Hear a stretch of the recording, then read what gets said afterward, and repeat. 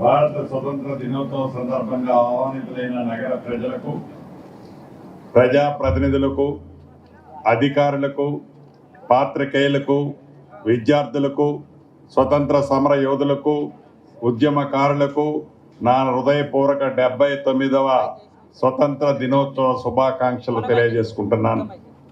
తెలంగాణ రాష్ట్ర రెవెన్యూ, సమాచార, పౌర సంబంధాలు, గృహ నిర్మాణ శాఖ మంత్రిగా నేను ఈ వేడుకల్లో పాలు పంచుకోవటం నాకెంతో ఆనందదాయకంగా ఉంది. స్వతంత్ర సాధనలో ఎన్నో కష్ట నష్టాలు వచ్చి తమ సర్వస్వాన్ని త్యాగం చేసి దేశభక్తికి ప్రతిగా నిలిచిన ఆనాటి నిస్వార్థ త్యాగమూర్తులకు శిరస్సు వంచి శ్రద్ధాంజలి ఘటిస్తున్నాను. అదేవిధంగా తెలంగాణ రాష్ట్ర సాధన కోసం ప్రాణాలు అర్పించిన అమరవీరులకు జోహార్లు అర్పిస్తున్నాను. 4 కోట్ల ప్రజల ఆంక్ష, యువత బలిదానాలు, విద్యార్థులు అలుపెరగని పోరాట ఫలితంగా సాధించుకున్న తెలంగాణ రాష్ట్రంలో 20 నెలల క్రితం గౌరవ ముఖ్యమంత్రి రేవంత్ రెడ్డి గారి నేతృత్వంలోని నూతనంగా ఇందిరమ్మ రాజ్యం ఏర్పడింది. ఈ ఇందిరమ్మ రాజ్యంలో ప్రజా ప్రభుత్వం యువత, మహిళలు, రైతుల సంక్షేమానికి అత్యంత ప్రాధాన్యత ఇస్తూ అభివృద్ధి, సంక్షేమము 2 కళ్ళలా ముందుకు సాగుతుంది. అభివృద్ధి, సంక్షేమము, సుపరిపాలన అనే 3 అంశాలతో తెలంగాణ నమూనా నేడు దేశం మొత్తానికి ఆదర్శంగా నిలిచేలా మన ప్రభుత్వం ఈనాడు కృషి చేస్తుంది. గౌరవ ముఖ్యమంత్రి శ్రీ రేవంత్ రెడ్డి గారు మేము ప్రమాణ స్వీకారం చేసిన నాడే చెప్పాం, మేము పాలకులము కాదు సేవకులమని. నాటి నుండి నేటి వరకు అదే మాటకు కట్టుబడి ఉన్నాం. ప్రజా సేసే ప్రథమ కర్తవ్యంగా అవిశ్రాంతంగా పనిచేస్తున్నాం. తెలంగాణ ప్రజలు మమ్మల్ని నమ్మి కట్టబెట్టిన అధికారాన్ని వ్యక్తిగత ప్రయోజనాల కోసం తాకట్టు పెట్టకుండా, అధికార పీఠం హోదాగా భావించకుండా ప్రజలకు నిత్యము అందుబాటులో ఉంటూ జవాబుదారీతనంతో ఉంటున్నాం. తెలంగాణ ఆవిర్భావం తర్వాత గత దశాబ్ద కాలంలో రాష్ట్రము ఆశించిన పురోగతి సాధించలేదు. పైగా సంక్షేమం సన్నగిల్లింది, రాష్ట్రము అప్పుల పాలైంది. తెలంగాణ రాష్ట్రము ఏర్పడ్డాక 10 ఏళ్లలో విధ్వంసమైన ఆర్థిక పరిస్థితిని చక్కదిద్దుకుంటూ గత పాలకులు సృష్టించిన సవాళ్ళన్నింటినీ ఎదుర్కొని ప్రజలకు ఇచ్చిన వాగ్దానాలను క్రమంగా అమలు చేసుకుంటూ ముందుకు సాగుతున్నాం. తెలంగాణ రాష్ట్ర దీర్ఘకాలిక అభివృద్ధి లక్ష్యాన్ని సాధనగా ప్రభుత్వం కట్టుబడి పనిచేస్తుంది. 2047 నాటికి భారతదేశం 100 ఏళ్ల స్వతంత్ర వేడుకల్లో సిద్ధమవుతుంది. దేశాన్ని 30 ట్రిలియన్ల ఎకానమీ తీర్చిదిద్దడంలో తెలంగాణ అగ్రభాగాన నిలిచేందుకు సిద్ధం చేస్తున్నాం. అందుకే తెలంగాణ రేజింగ్ 2047 భవిష్యత్తు ప్రణాళికని సిద్ధం చేసుకుంటున్నాం. తెలంగాణ రాష్ట్రాన్ని భారతదేశంలోనూ ప్రపంచ స్థాయిలో అగ్రస్థానంలో నిలిపోయేందుకు గౌరవ ముఖ్యమంత్రి శ్రీ రేవంత్ రెడ్డి గారి నాయకత్వంలో తెలంగాణ రేజింగ్ 2045 విజన్తో ప్రజా ప్రభుత్వం ముందుకు సాగుతుంది. 2035 నాటికి తెలంగాణ ఆర్థిక వ్యవస్థను $1 ట్రిలియన్ ఎకానమీగా వృద్ధి చెందించాలనే లక్ష్యంతో పనిచేస్తున్నాం. అదేవిధంగా 2047 నాటికి $3 ట్రిలియన్ లక్ష్యం సాధించాలని మన రాష్ట్రం ప్రణాళికలు రూపొందించుకుంటుంది. తెలంగాణ సమాజానికి పునాది మహిళలే. అందుకే 1 కోటి మంది ఆడబిడ్డల్ని కోటీశ్వరులుగా చేయాలని ఉక్కు సంకల్పంతో ప్రజా ప్రభుత్వం ముందుకు వెళ్తుంది. మహిళల ఆర్థిక స్వలాభానికి ఇందిరా మహిళా శక్తి మిషన్ పాలసీని ఆవిష్కరించుకున్నాం. గత 5 ఏళ్ల కాలంలో మహిళలకి వడ్డీ లేని రుణాలు పథకాన్ని పూర్తిగా నిర్వహణ చేసింది. ప్రజా ప్రభుత్వం 20 నెలల కాలంలో 67 లక్షల మంది డాక్రా మహిళలకు 2 విడతలుగా సుమారు 900 కోట్ల రూపాయలను వడ్డీల రూపంలో చెల్లించింది. ప్రతి సంవత్సరం వడ్డీ లేకుండా మహిళా సంఘాలకు 20,000 కోట్ల రూపాయలను రుణంగా ఇవ్వాలని లక్ష్యంగా పెట్టుకున్నాం. మొదటి సంవత్సరం 21,500 కోట్ల రూపాయలని వడ్డీ లేని రుణాలుగా పంపిణీ చేశాం. 500 రూపాయలకి వంట గ్యాస్ సరఫరా, 200 యూనిట్ల ఉచిత విద్యుత్ సరఫరా, ఇందిరమ్మ ఇళ్ల వంటి పథకాలతో పాటు పెట్రోల్ బంకుల నిర్వహణ, సంపన్నులతో సమానంగా తెలంగాణ మహిళల్లో సౌర విద్యుత్ ప్లాంట్లు కూడా ఏర్పాటు చేయించాలని ప్రభుత్వం నిర్ణయించింది. 17 రకాల వ్యాపారాలను గుర్తించి ఆర్థికంగా సహాయం చేస్తూ మహిళలను పారిశ్రామికవేత్తలుగా తీర్చిదిద్దుతున్నాం. మాదాపూర్లోని శిల్పారామంలో 100 ఇందిరా మహిళా శక్తి స్టాళ్లను ప్రభుత్వం ప్రారంభించింది. ఇందిరా మహిళా శక్తి క్యాంటీన్లు, స్కూళ్లు, యూనిఫామ్లు కుట్టు పని మహిళలకు అప్పగించాం. రాబోయే రోజుల్లో ప్రతి మండల కేంద్రంలో మహిళా సంఘ ఆధ్వర్యంలో రైస్ మిల్లులు, గోదాములు ఏర్పాటు చేసే దిశలో ఈ ప్రభుత్వం ఈనాడు పనిచేస్తుంది. అధికారంలోకి వచ్చిన 48 గంటల్లోనే మహిళలకి ఆర్టీసీ బస్సులో ఉచిత ప్రయాణాలను కల్పించే మహాలక్ష్మి పథకానికి గౌరవ ముఖ్యమంత్రి రేవంత్ రెడ్డి గారి చేతుల మీదుగా ప్రారంభించుకున్నాం. అప్పటి నుంచి ఇప్పటి వరకు 20 మాసాలలో 200 కోట్ల మంది ఆడపడుచులు ఆర్టీసీ బస్సులో ఉచిత ప్రయాణాల సౌకర్యాన్ని మన ప్రభుత్వం కల్పించుకుంది. ఆర్టీసీకి దాదాపు 7,000 కోట్ల రూపాయల ఆదాయాన్ని ఆర్జించింది. మహాలక్ష్మి పథకంలో ఆడబిడ్డలపై ఆర్థిక భారం తగ్గింది. ఆర్టీసీ బస్సులో మహిళలకు ఉచిత ప్రయాణ సౌకర్యం కల్పించడమే కాదు, ఆ బస్సులకు వారిని యాజమానులుగా మార్చే కార్యక్రమాన్ని చేపట్టాం.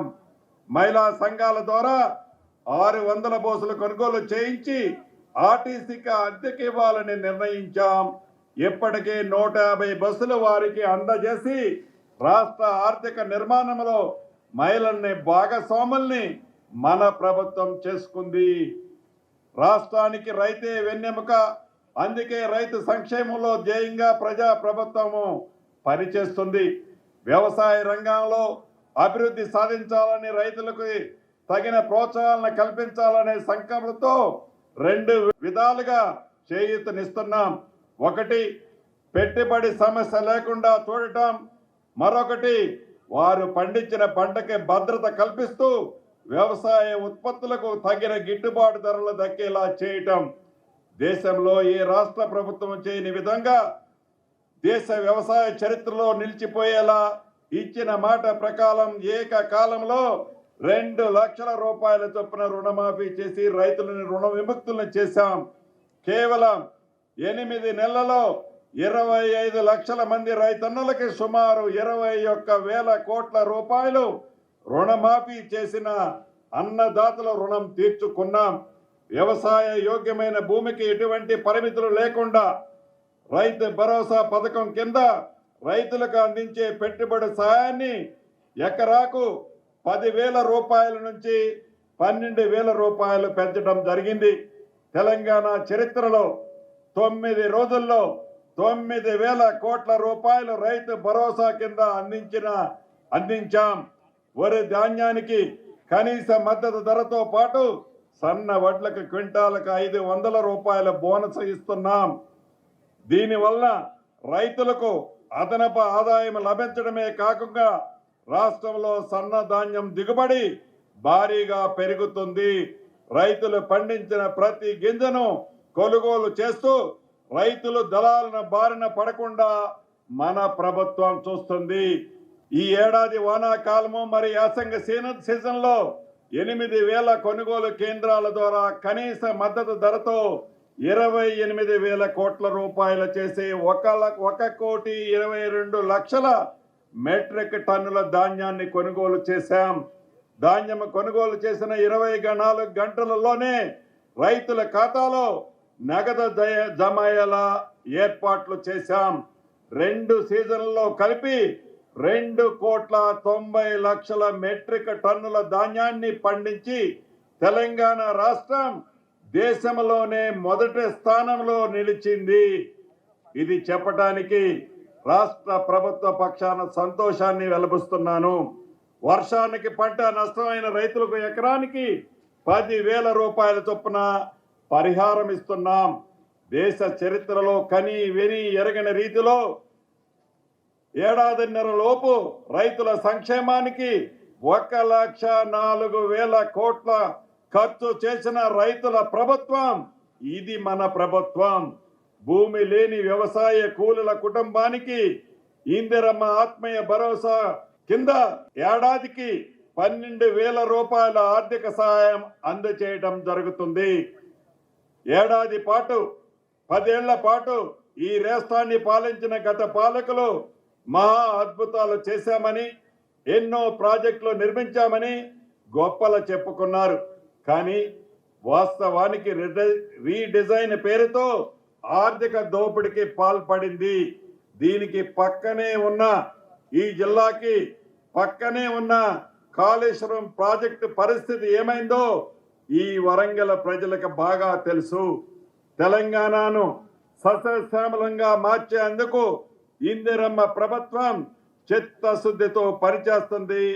ఈ ప్రాంతానికి ప్రధానంగా సాగు తాగునీరు అందించే దేవాదుల ప్రాజెక్టును గత ప్రభుత్వం నిర్లక్ష్యం చేసింది. ఈ ఇందిరమ్మ ప్రభుత్వం ఈ 2026 డిసెంబర్లోగా పూర్తి చేయాలని లక్ష్యంగా పెట్టుకుంది. పేదలకు ఆహార భద్రత కల్పించడానికి కాంగ్రెస్ ప్రభుత్వం అత్యంత ప్రాధాన్యత ఇస్తుంది. పేదలకు ప్రభుత్వం నెల నెల ఇచ్చే రేషన్ బియ్యమే ప్రధాన ఆహారం. ఈ బియ్యం తీసుకోవాలంటే రేషన్ కార్డులు తప్పనిసరి. గత ప్రభుత్వం కొన్ని రేషన్ కార్డులు ఇవ్వకపోవడంతో పేదలు ఉచిత బియ్యం దొరకక నానా అగచట్లు ఇబ్బందులు పడ్డ మాట వాస్తవం. ప్రతి సంవత్సరం వివాహాలు జరగటం, కొత్తగా కుటుంబాలు ఏర్పడటం, వారికి పిల్లలు పుట్టడం జరుగుతుంది. అటువంటి వారికి రేషన్ కార్డుకి ఇవ్వకపోతే ఉచిత బియ్యం అందే పరిస్థితి లేదు.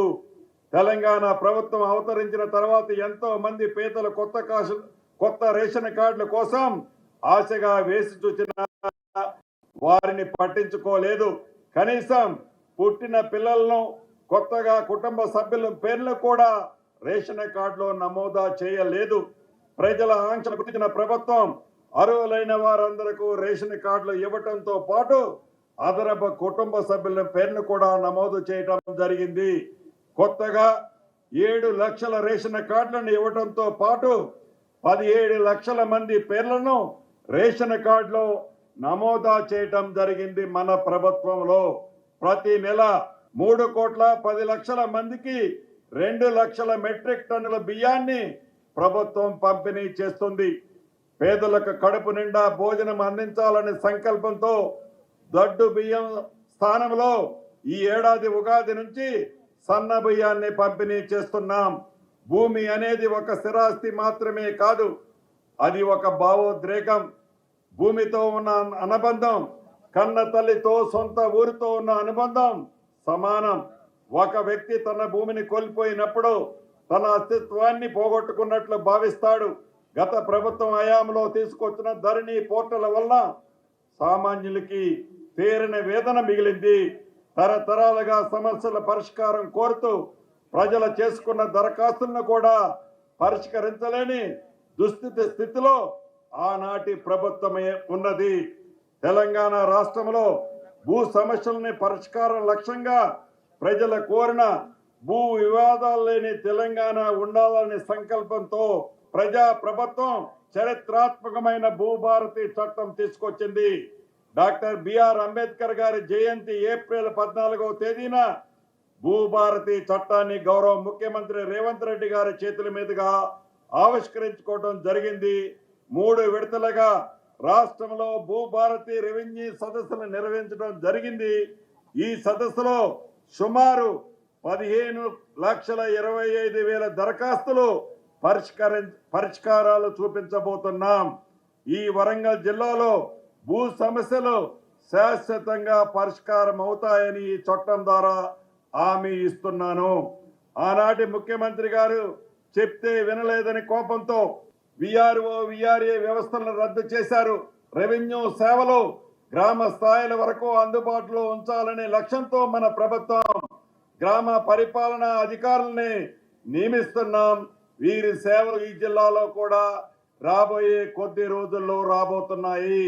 రాష్ట్రంలో భూములకు సంబంధించిన అనేక పంచాయతీలకు శాశ్వత పరిష్కారం చూపాలనే లక్ష్యంతో రాష్ట్ర ప్రభుత్వం ప్రతిష్టాత్మకంగా తీసుకువచ్చిన ఈ భూభారతి చట్టంలో రిజిస్ట్రేషన్ల ప్రక్రియ, భూమి సర్వే మ్యాప్ని కూడా జతపరచడం తప్పనిసరి చేసిన నేపథ్యంలో సర్వే విభాగం పాత్ర మరింత క్రియాశీలకం కానుంది. భూభారతి చట్టంలో పేర్కొన్న విధంగా ప్రభుత్వం లక్ష్యంగా నెరవేరాలంటే అప్పుడున్న సర్వేయర్లకు అదనంగా మరికొంతమంది సర్వేయర్లని అవసరమవుతారు.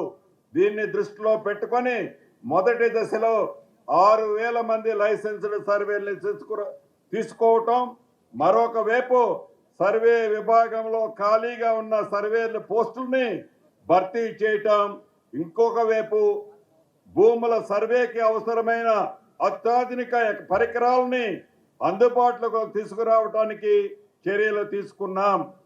దీనివల్ల ఈ జిల్లాలో కూడా భూ సమస్యలకు మార్గం సుగమం కానుంది. ప్రజలకు అత్యంత సేవలను అందించే రెవెన్యూ శాఖలో భాగమైన స్టాంప్స్ అండ్ రిజిస్ట్రేషన్ శాఖలో విప్లవాత్మకమైన సంస్కరణలు చేపట్టాం. ప్రజల సమయాన్ని ఆదా చేసే విధానంగా, పారదర్శకంగా, అవినీతి రహితంగా సేవలు అందించేలా రాష్ట్రంలో అన్ని సబ్ రిజిస్ట్రేషన్ కార్యాలయాల్లో స్లాట్ బుకింగ్ విధానాన్ని తీసుకురావడం జరిగింది. మరింత సమర్థవంతమైన సేవలు అందించడానికి వీలుగా సబ్ రిజిస్ట్రేషన్ కార్యాలయాలను పునరుద్ధరించడానికి అత్యాధునిక సౌకర్యాలతో మొదటి విడత హైదరాబాద్ ఔటర్ రింగ్ రోడ్డు పరిధిలో సమీకృత సబ్ రిజిస్ట్రేషన్ కార్యాలయాలు రాబోయే కొద్ది రోజుల్లో నిర్మించుకుంటున్నాం. నిజాం కాలం నుంచి నక్షాలు లేని 413 గ్రామాలని గత ప్రభుత్వం 10 సంవత్సరాలు పట్టించుకోలేదు. దశాబ్దం నాటి ఈ సమస్యకు పరిష్కారం చూపాలని లక్ష్యంగా ప్రయోగాత్మకంగా 5 గ్రామాల్లో విజయవంతంగా సర్వే నిర్వహించాం. త్వరలో మిగిలిన గ్రామాలు కూడా సర్వే పూర్తి చేయబోతున్నాం. రాష్ట్ర ప్రభుత్వం శాస్త్రయుక్తంగా జరిపిన కులగణన సర్వేలో బీసీలు 50%, 36% ఉన్నట్లు తేలింది. ఈ సంఖ్య ఆధారంగా బీసీలకు 42% రిజర్వేషన్ అమలు చేయాలని రాష్ట్ర శాసనసభలో ఆమోదించిన బిల్లును పార్లమెంట్లో ఆమోదింపజేయవలసిందిగా కోరుతూ కేంద్రానికి పంపడం జరిగింది. అలాగే స్థానిక సంస్థల్లో బీసీలకు 42% రిజర్వేషన్ కల్పించడానికి తీసుకువచ్చిన ఆర్డినెన్స్ ను రాష్ట్ర కేబినెట్ ఆమోదించి గవర్నర్ గారికి ఆమోదానికి పంపడం జరిగిందని తెలియజేస్తున్నాను. ఎస్సీ వర్గీకరణ బిల్లును రాష్ట్ర ప్రభుత్వం ఆమోదించిన 3 దశాబ్దాలుగా ఎస్సీ వర్గీకరణ కోసం జరగని పోరాటాలు మా ప్రభుత్వం శాశ్వత పరిష్కారం చూపగలిగింది. సంక్షేమంతో పాటు సామాజిక న్యాయంలో సైతం తెలంగాణ దేశానికి దిశానిర్దేశం చేస్తుంది. దేశంలో వర్గీకరణ చేసిన తొలి రాష్ట్రం మన తెలంగాణ రాష్ట్రం. ఈ రాష్ట్రం యువత ప్రజా ప్రభుత్వానికి నిజమైన నిర్మాతలు. మన ఇందిరమ్మ ప్రభుత్వం వారి భవిష్యత్తుకు గ్యారంటీ ఇస్తూ యువత ఉపాధి, ఉద్యోగ కల్పనే లక్ష్యంగా పనిచేస్తుంది. దశాబ్ద కాలంగా ఉద్యోగాల కోసం ఎదురు చూస్తున్న తెలంగాణ నిరుద్యోగ కళలను సాకారం చేస్తూ 20 మాసాల్లో 60,000 మందికి పైగా ఉద్యోగ నియామక పత్రాలు అందజేశాం. ఈ వరంగల్ జిల్లాలో కూడా ఎంతో మంది నిరుద్యోగులకు ప్రభుత్వం ఉద్యోగాలు వచ్చాయని చెప్పడానికి గర్వపడుతున్నాను. పబ్లిక్ సర్వీస్ కమిషన్ ప్రక్షాళన చేసి ఎప్పటికప్పుడు నోటిఫికేషన్లు జారీ చేస్తున్నాం. పారిశ్రామిక విధానాలను మరింత మెరుగుపరుచుకుంటూ తెలంగాణకు పెట్టుబడుల్ని నిలయంగా మారాలన్న సంకల్పంతో ప్రభుత్వం ముందుకు వెళ్తుంది. ఇప్పటికే లక్షల కోట్ల రూపాయల పెట్టుబడుల్ని సాధించుకోగలిగాం. ప్రైవేటు రంగంలో లక్షలాది ఉద్యోగాలు తెచ్చుకోగలిగాం. తెలంగాణలో సూక్ష్మ, చిన్న, మధ్యతరగతి పరిశ్రమల స్థాపనను పరిష్కరించేందుకు రూపొందించిన ఎంఎస్ఎంఈ పాలసీ 2024 మేరకు రానున్న 5 ఏళ్లలో సుమారు 4,000 కోట్ల రూపాయలు ఖర్చు చేసి పరిశ్రమలు స్థాపించబోతున్నాం. దీని ద్వారా ప్రైవేటు రంగంలో ఉపాధి అవకాశాలు మరింతగా మెరుగుపడతాయని చెప్పడానికి సంతోషిస్తున్నాను. రాజీవ్ గాంధీ సివిల్స్ అభయహస్తం కింద సివిల్ సర్వీస్ పరీక్షలకు హాజరయ్యే వారికి ఆర్థిక ఇబ్బందులు లేకుండా ఒక్కొక్కరికి ₹1,00,000 ఆర్థిక సహాయం అందజేస్తున్నాం. యంగ్ ఇండియా స్కిల్ యూనివర్సిటీ ఏర్పాటు చేయడం ద్వారా యువతలో నైపుణ్యాన్ని మరింత మెరుగుపరుస్తున్నాం. ఐటీఐలను అడ్వాన్స్డ్ ట్రైనింగ్ సెంటర్లుగా తీర్చిదిద్దుతున్నాం.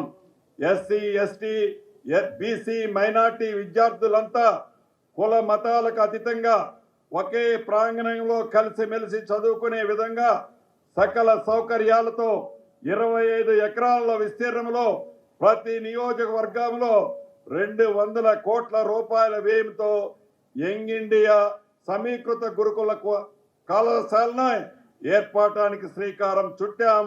విధి నిర్వహణ కాలంలో గడుపుతూ పిల్లల చదువులపై ప్రత్యేక దృష్టి సారించలేకపోతున్న పోలీసు సోదరుల పిల్లలకు మంచి విద్యా అవకాశాలు కల్పించాలనే లక్ష్యంతో హైదరాబాద్లో యంగ్ ఇండియా పోలీస్ స్కూల్ను ఏర్పాటు చేశాం. రాష్ట్రంలో క్రీడలను ప్రోత్సహించేందుకు స్పోర్ట్స్ యూనివర్సిటీని ఏర్పాటు చేస్తున్నాం. పాఠశాలల అభివృద్ధికి విద్యా కమిషన్లు ఏర్పాటు చేశాం. గతంలో ఎన్నడూ లేని విధంగా విద్యారంగానికి మన ప్రభుత్వం అత్యంత ప్రాధాన్యత ఇస్తుంది. ఉపాధ్యాయుల నియామకము, అమ్మ ఆదర్శ కమిటీల ద్వారా సమయానికి పుస్తకాలు, యూనిఫామ్లు పంపిణీ చేస్తున్నాం.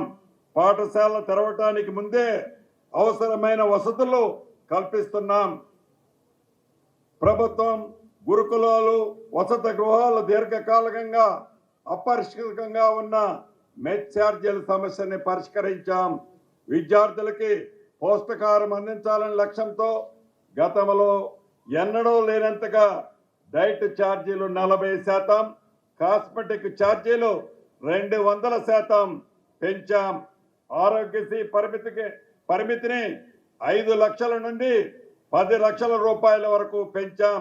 రాష్ట్ర వ్యాప్తంగా 1402 ఆసుపత్రుల్లో ఆరోగ్యశ్రీ సేవలు అందుబాటులో ఉన్నాయి. ఇటీవల 108 ఆసుపత్రులు ఆరోగ్యశ్రీ పరిధిలోకి చేర్చడం జరిగింది.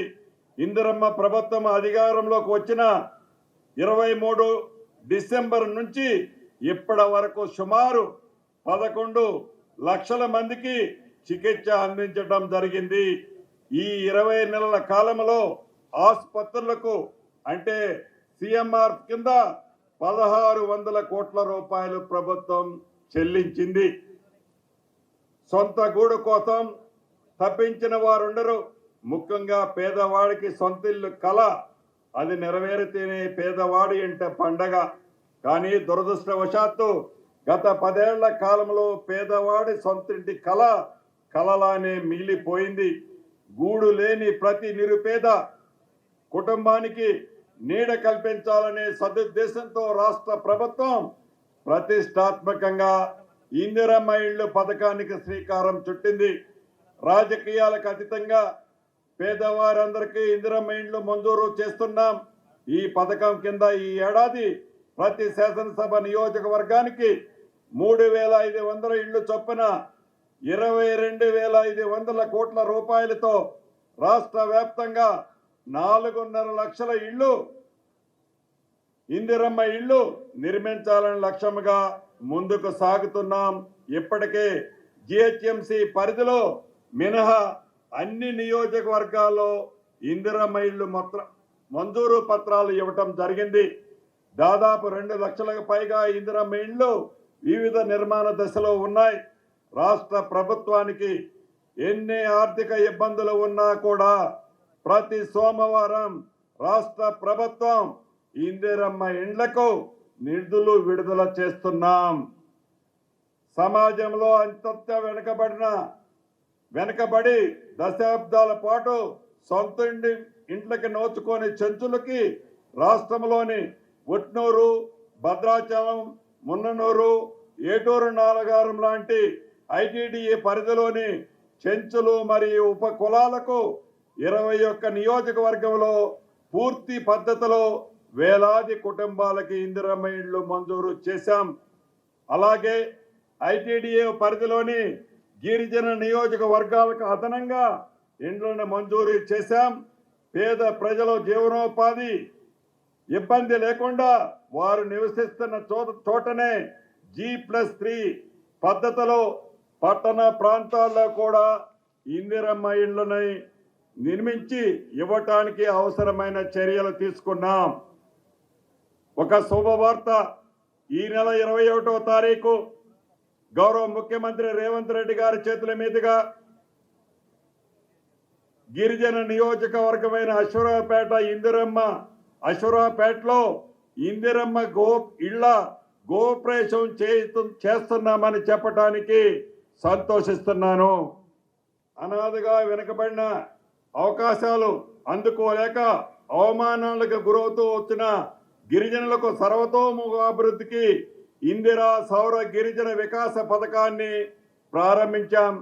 12,600 కోట్ల రూపాయలతో 2,70,000 మంది గిరిజన రైతులకు సోలార్ విద్యుత్ సౌకర్యం కల్పిస్తున్నాం. గిరిజనుల భూములు పంచడమే కాకుండా వారికి ఉచిత సోలార్ పంపు సెట్లు కూడా అందిస్తున్నాం. వారి పొలాల వద్దే సోలార్ విద్యుత్ని ఉత్పత్తి చేసుకొని వ్యవసాయాన్ని వినియోగించుకోవడంతో పాటు మిగిలిన విద్యుత్తుని ప్రభుత్వానికి విక్రయించడం ద్వారా అదనపు ఆదాయం కూడా పొందే విధంగా ఈ పథకాన్ని అమలు చేస్తున్నాం.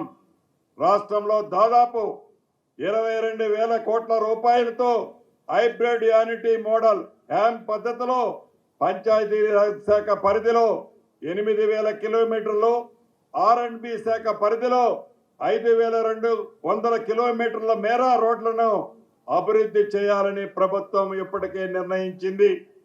హైదరాబాద్ నగరాన్ని అంతర్జాతీయ ప్రమాణాలతో అభివృద్ధి చేసేందుకు ప్రణాళికలకు సిద్ధమయ్యాయి. మెట్రో విస్తీర్ణకు శ్రీకారం చుట్టాం.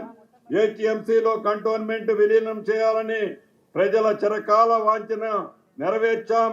ఫ్యూచర్ సిటీ పేరుతో 30,000 ఎకరాల్లో సరికొత్త నగరాన్ని ప్రభుత్వమును నిర్మించుకోబోతుంది. అభివృద్ధి ప్రణాళికతో రాష్ట్రాన్ని 3 జోన్లుగా వర్గీకరించాం. ఔటర్ రింగ్ రోడ్డు లోపల ఉన్న నగరాన్ని కోర్ అర్బన్ తెలంగాణగా, ఔటర్ రింగ్ రోడ్డు ప్రతిపాదిత రీజనల్ రింగ్ రోడ్డు మధ్య ప్రాంతాన్ని అర్బన్ తెలంగాణగా, రీజనల్ రింగ్ రోడ్డు అవతల ప్రాంతాన్ని రూరల్ తెలంగాణగా నిర్ణయించుకున్నాం. తెలంగాణ రాష్ట్రాన్ని ప్రపంచ వేదికపై ఆవిష్కరించడంలో విజయం సాధించాం. అమెరికా, దక్షిణ కొరియా, సింగపూర్, దావోస్, జపాన్ దేశాల్లో పర్యటించి భారీగా పెట్టుబడులు సాధించాం. హైదరాబాద్ వేదికగా పలు గ్లోబల్ ఈవెంట్లు నిర్వహించాం. AI global summit, bio Asian సదస్, ప్రపంచ సుందరి పోటీలని విజయవంతంగా నిర్వహించుకున్నాం. ఇక వరంగల్ జిల్లాకు వస్తే చరిత్రాత్మకమైన వరంగల్ నగర అభివృద్ధిపై మా ప్రభుత్వం ప్రత్యేక దృష్టి సారించింది. కాకతీయులు పాలించిన గొప్ప చరిత్ర ఉన్న ఈ నగరాన్ని రాజధానికి హైదరాబాద్కు ధీటుగా అభివృద్ధి చేయాలనే సంకల్పంతో కార్యాచరణ రూపొందించాం. ఇందుకోసం గతంలో ఎన్నడూ లేని విధంగా వరంగల్ నగర అభివృద్ధికి రాష్ట్ర ప్రభుత్వం దాదాపు 5,000 కోట్లు కేటాయించింది.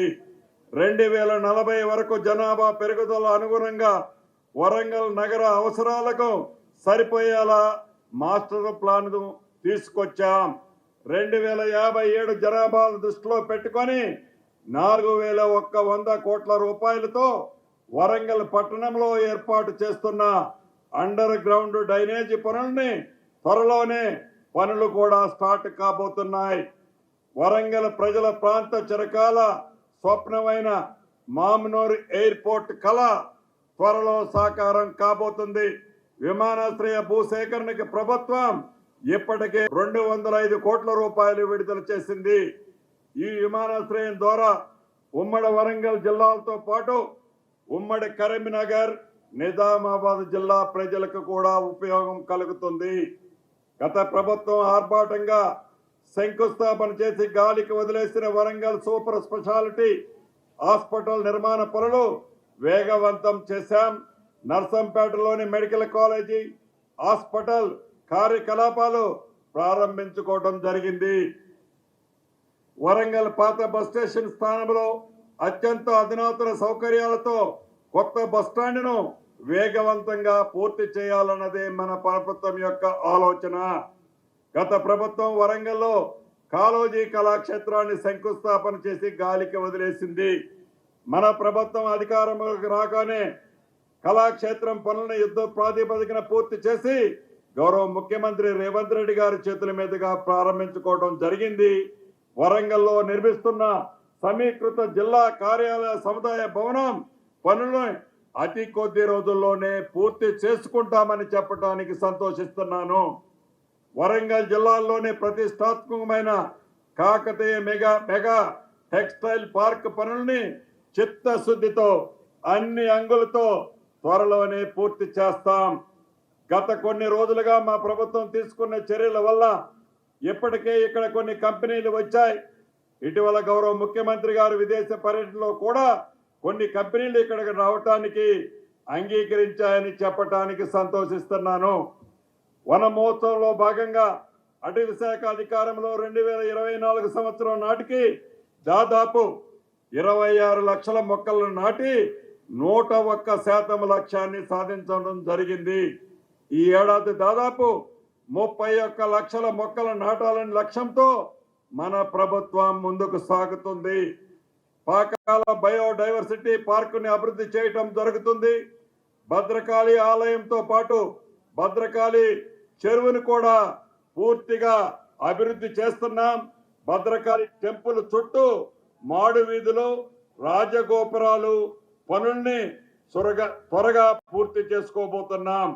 వరంగల్ జిల్లాలో మహాలక్ష్మి పథకం కింద కోట్లాది మంది మహిళలు ఉచిత బస్సు సౌకర్యాన్ని, గృహలక్ష్మి పథకం ద్వారా వేలాది మంది మహిళలకి ఉచిత సిలిండర్ పథకాన్ని, గృహజ్యోతి పథకం కింద ద్వారా 1,00,000 మంది పైగా కుటుంబాలు ఉచితంగా 200 యూనిట్ల వరకు ఉచిత విద్యుత్తుని ఉపయోగించుకుంటున్నారు. బ్యాంక్ లింకేజీ ద్వారా 7,933 స్వశక్తి మహిళా సంఘాల లక్ష్యానికి మించి 475 కోట్ల రూపాయలు మంజూరు చేసి రికవరీ చేసినందుకు గాను వరంగల్ జిల్లాకు రాష్ట్ర స్థాయి అవార్డు లభించినందుకు అభినందనలు మనస్ఫూర్తిగా ఈ జిల్లా ఇన్ఛార్జ్ మంత్రిగా తెలియజేస్తున్నాను. 75,000 వ్యవసాయ బావులకు 24 గంటల ఉచిత విద్యుత్తు, అలాగే 200 యూనిట్ల లోపు విద్యుత్తు వినియోగాన్ని నాయు బ్రాహ్మణులకి ఉచిత విద్యుత్తు అందిస్తున్నాం. ఖరీఫ్ సీజన్కి సంబంధించిన విత్తనాలు, ఎరువులు తగినంత స్టాకు అందుబాటులో ఉంచి నకిలీ విత్తనాలు, ఎరువుల కొరత అరికట్టుటకు కఠిన చర్యలు మన ప్రభుత్వం తీసుకుంది. జిల్లాలో ఈ ఏడాది దాదాపు 5,000 ఎకరాల్లో పామాయిల్ తోటలు వేయాలని లక్ష్యంగా పెట్టుకున్నాం.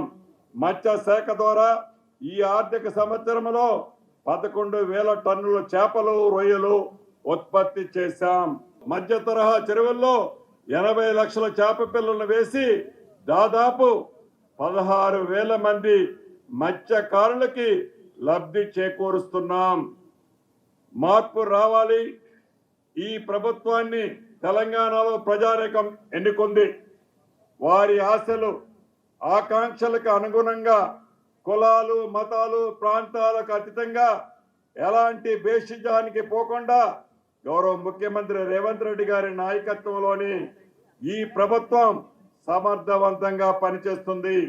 గౌరవ ముఖ్యమంత్రి గారి ఆలోచనలకు అనుగుణంగా మంత్రులమందరం రాష్ట్ర ప్రజల బాగోగుల కోసం చిత్తశుద్ధితో నిత్యము మీతోనే ఉండి మీకు అండగా ఉంటున్నామని ఈ 79వ స్వతంత్ర దినోత్సవ సందర్భం నాడు మనస్ఫూర్తిగా తెలియజేస్తున్నాను.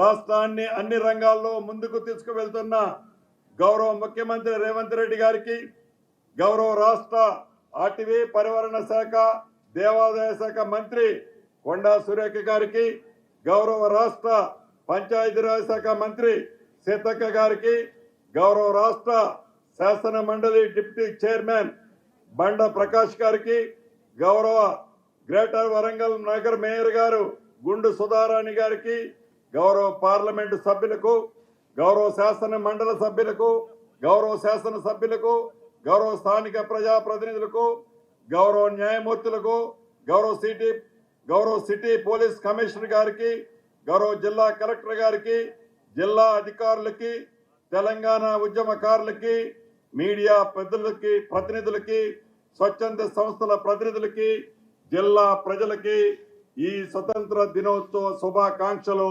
మనస్ఫూర్తిగా తెలియజేసుకుంటున్నాను. జై హింద్, జై తెలంగాణ.